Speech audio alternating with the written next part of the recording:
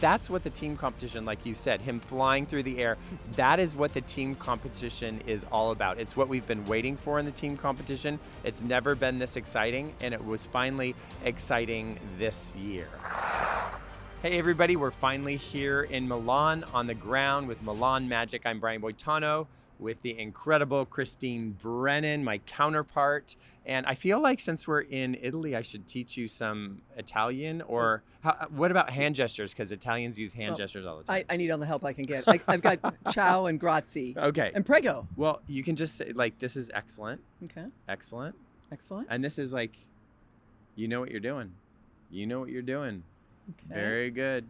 And then the important one for you to tell everybody in the press conference, congratulations. Congratulations. Well, and we could have used that last night. Congratulations to the entire U.S. figure skating team for winning the gold medal in the team competition, second straight. First one, of course, was 4 years ago. It took 2.5 years because of the Russian doping saga, but this is number 2 in a row for the U.S., and especially to Ilia Malinin. I know we're going to dissect the whole thing, but I mean, the quad god, 21 years old, first Olympic Games, wasn't great in the short program. We talked a lot about this. Those that have listened and watched, thanks so much. Obviously, YouTube, thanks for doing that, and or wherever you find your podcast. But we talked a lot about should he do the short and the long. And of course, you said, I think a lot of people said, no, just do the short and then gear up, have 72 hours before the more important men's individual event. On Saturday night, my reporting was that, that was close and they were concerned, and the other two men, Andrew Torgashev and Max Naumov, have nowhere near the international experience. And to put the pressure on them like that, so they asked Ilia Malinin, can you skate the long? He said yes. And in doing so, he then skated great. Quite a battle, obviously. Japanese Shun Sato. He wins. U.S. wins the gold medal. He comes running out from backstage, goes flying, diving into the team. Amber Glenn, of all people, is picking him up, cheering for him as he's lifting him up. His feet are off the ground. Amber, we'll talk about her, had a tough skate. Not great, but anyway. And so Ilia is flying, arms in up in the air, the athlete in triumph. He's Captain America. Yeah. It's the greatest thing that ever happened to Ilia Malinin, and he almost didn't do it. Yeah, and you know what? I'm glad he did it. I know I said before that I was really worried about him doing the short and the long. We talked about it extensively because I didn't want him to spend his energy when he really needs to focus on the individual competition. But I think that he did it in the right way. He didn't have a great skate in the short, and he didn't have a great skate for him in the long. So I feel like there's somewhere for him to go. And I was just worried that after the short, since he didn't have his great skate, that he'd come out like a bull in the long program and do 7 quads and just throw everything and then have nowhere to go for the individual performance. And so he came out, he did a great job. He did what he had to do, and they won the gold medal. And you know what? That's what the team competition, like you said, him flying through the air, that is what the team competition is all about. It's what we've been waiting for in the team competition. It's never been this exciting, and it was finally exciting this year. Oh, exactly. After a few duds, yes, the team competition finally delivered. Those who love golf or love sports in general, the Ryder Cup, the pressure of that, where you've got these great golfers who will miss a 2-foot putt because it's for the nation, it's for the team. We saw some of that, but that's what also makes it great. So I have a question for you, because there's 2 ways to kind of look at this.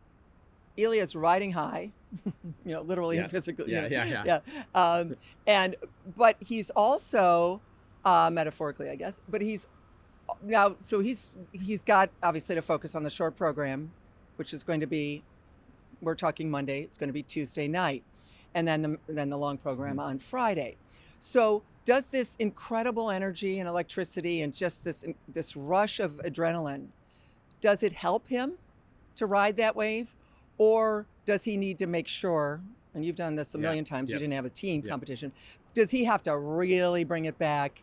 Or does this moment actually help him moving into the short? Yeah, it's yes, no, and yes. So, yeah. I don't even remember what I asked you. No, this is it. First of all, he's going to be like, whew, I got a gold medal. I got a team gold medal. So I'm good. But you know what? Not so happy with myself because I know I can do better. and he's going to be gearing for that. So there is a peak and a letdown a little bit, but the letdown isn't going to be as down as it usually would be because he didn't skate his best. And so he actually planned it perfectly. Going into the short program, he doesn't have as much rest as Yuma Kageyama, who's going to be his chief competitor. But I think that he has this drive, and he's Ilia Malinin. He can do anything. And I think it's going to really help that he is just going to be like, okay, I am not going to make the same mistakes that I made in the short program in the team competition. I am going to go out there and leave everything on the ice. So in hindsight, I mean, he was going to do one of the two in the team, obviously did both. But in hindsight, hitting that ice, getting that chance to do that, and he even said that in the mix zone afterwards when we were talking to him. You know, he said, I was a little shaky, a little nervous. I got that out of my system. Now, by the way, name an athlete in any sport that like, 24 hours later, I got this. You know, that's Ilia Malinin, though. He is that unique and that different.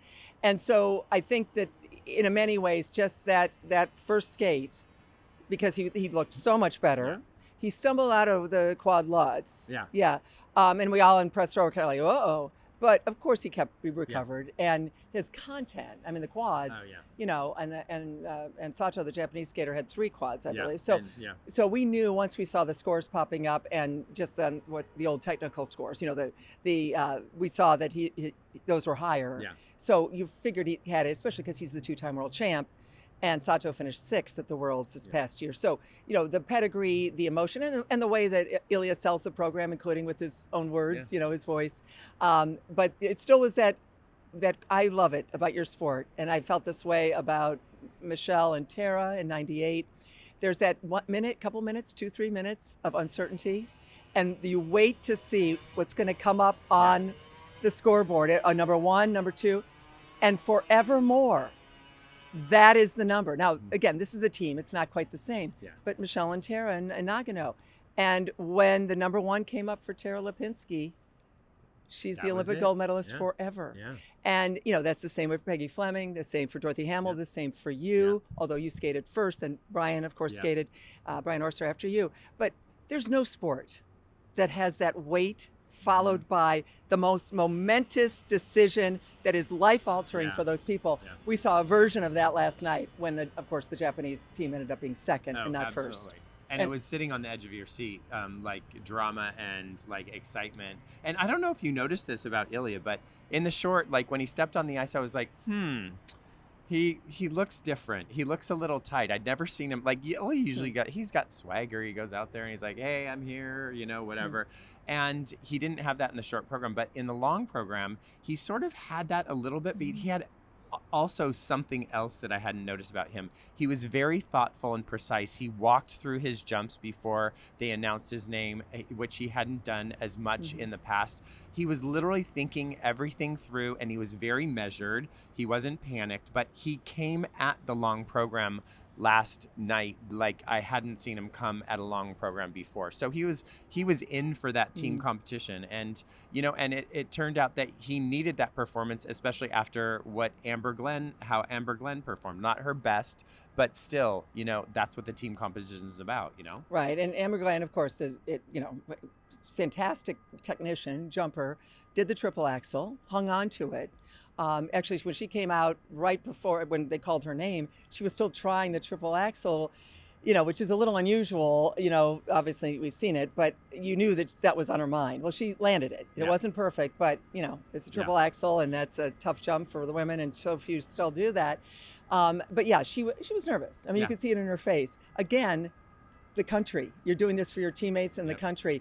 That's a whole different level of pressure, as we've said, than just being, you know, for yourself, which is enough pressure, especially in the slippery sport of figure skating. So Amber, in the mix zone, you know, being interviewed, Jordan Mendoza, USA Today's reporter who's down there talking to her, she was really honest. She was down. She thought she'd let the whole team down. It was her fault. I mean, she is an incredible person.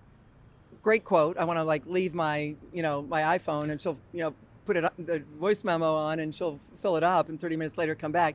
But all joking aside, she's also so outspoken. Obviously, the first woman in figure skating, LGBTQ, to talk about that, to come out and talk about the issues, talk about the things that trouble her, about what's going on in the country. I mean, just a remarkable, smart, interesting person at 26. So she was so down. And Jordan wrote that, and folks can find that online. And it just, she was devastated. And then, of course, the joy of having that gold medal put around her neck. But you're not that concerned about what Amber did in terms not at all. of what happened last night versus and I next know week. that she felt really bad, but she didn't skate really poorly. She, that triple axel that you said, like it was a little bit tipped forward, but it was a type of triple axel that if you had it on the 6-minute warm-up, you would leave it alone because you would take that note and you would use it to make it better in the program. So that's how I'm looking at it. That note is she's going to use for the short program when she does it in the short program in the individual competition. She didn't do one of her triple combinations. She didn't do the second triple on a triple combination. And these aren't huge mistakes. I know she felt bad, but she wasn't bad. She just needed to be a little bit better because the women, the two women ahead of her skated really lights out. So that was hard. So that's when Ilia had to come in and save the day with his long program. And while we're talking about great skates, I mean, come on. Ellie Kim and Danny O'Shea, like amazing. This is a pair that's always struggled with skating clean. And she's had troubles with her, throws, landing her throws, but they were spot on last night. They delivered what they needed to do to get us on the number one podium. It's going to be very rare, but we're going to do it, that we're going to be praising an almost last place finish. But that's exactly what happened here. There were 5 countries left. There were 10 originally, and then there was a cut to the 5. So the whole point for the U.S. pair, Kim and O'Shea, was could they, instead of finishing 5th and being 4 points, because the Japanese world champions were going to win it, you figured that, and they did, instead of having a 4-point gap, because the U.S. is coming in with a 5-point lead, is all but 1 point going to evaporate in the pairs? Yes. Well, they actually, as you said, skated very well, and it's so tough. I mean, she's being thrown across, dozens of feet, landing basically on a butter knife on ice. I mean, what they do is extraordinary, which is why people really flock to it, especially during the Olympics, and can't get enough of it. Yes, they look great, and they're wearing some sequins or whatever. These are tough, strong athletes, as you know. You obviously are, and onward. But by just not finishing last, by finishing 4th, by being ahead of one other team, that got 1 extra point. It was a math problem. It's basic math. 1 extra point for the U.S. That then when Amber finished 3rd, hang with us here on the math problem, when Amber then finishes 3rd, not 2nd, to Sakamoto. And now you've got, all of a sudden, it's a tie going into the men's. But if the U.S. pair doesn't have that extra point, Japan is ahead by 1.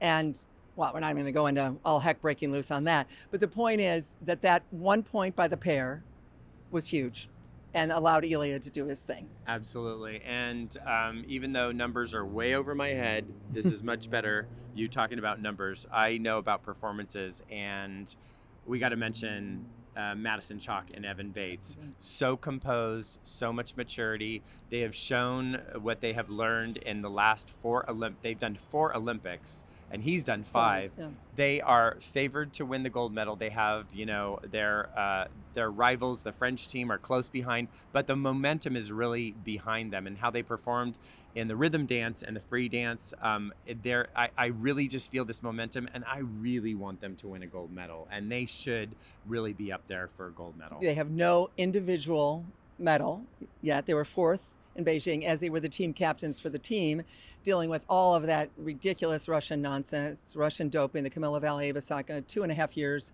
before they could get their gold medals. They did get them in the shadow of the Eiffel Tower, but of course, in the team competition on Sunday night, they had them on the ice in the moment. I watched them because I thought that was so well deserved.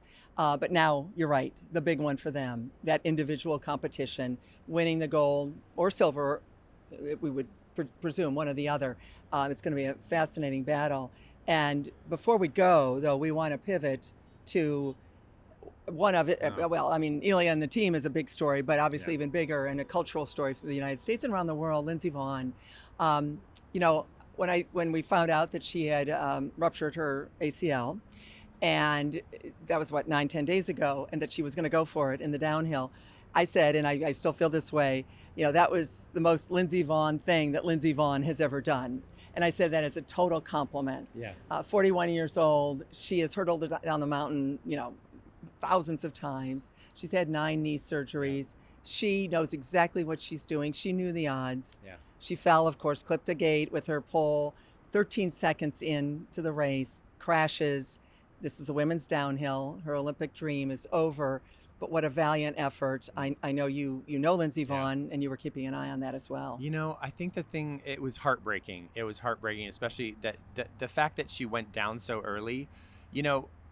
I was disappointed because I wanted her to finish the race. Nobody, it's like she has done so much for the sport and so much for people, inspiring people. I just wanted her to finish the race. Whether she won or whether she didn't win, there is a closure that you have when you finish a race. And I think that is probably the toughest thing for me to watch is having her not be able to have some closure by finishing and ending up like that. It was heartbreaking. Well, and that would have been the storybook ending, the end all story, which is what she was going for, and which is why you do it. Yeah. I mean, the Olympics is about that superhuman effort sometimes. Yeah. You don't get a chance to do it next week. Yeah. It's the Super Bowl, we know, obviously. There was a Super Bowl last night, too. Newsflash. I think some team in Seattle may have won. Did they win? Yeah, I don't even know. I don't know. I'm seriously with the Olympics, and it's like, we know, of course, but really. But okay, guess what? The New England Patriots, 52 weeks from now, they can be playing in it again. There's no 52 weeks from now. Yeah. There wasn't for you in the Battle of the Bryans. No. There wasn't for Lindsey Vonn, and that's why this is so special, and that's why we're talking about it. There's nothing like the Olympics. There's absolutely nothing like it, because these athletes, are some, their names, obviously. Knew the name of Brian Boitano, knew the name Lindsey Vonn. A lot of these names, the Ilia Malinin, people are getting to know them. A lot of people, they're unknown. They drop into our lives for 2 weeks. They never overstay their welcome. Some of these pro athletes, right? But they never, seriously. Yeah. And then they're gone. And often we never see them again. And then Lindsey pops back and she gives it another go. And you know what?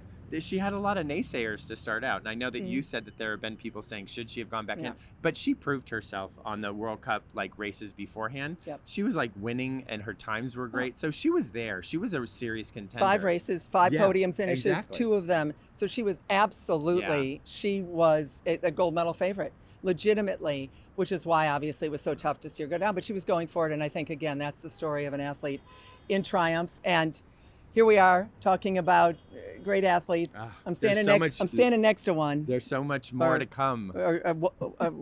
He was, Hey, I can still pull a move or pull a muscle. Pull a muscle, exactly.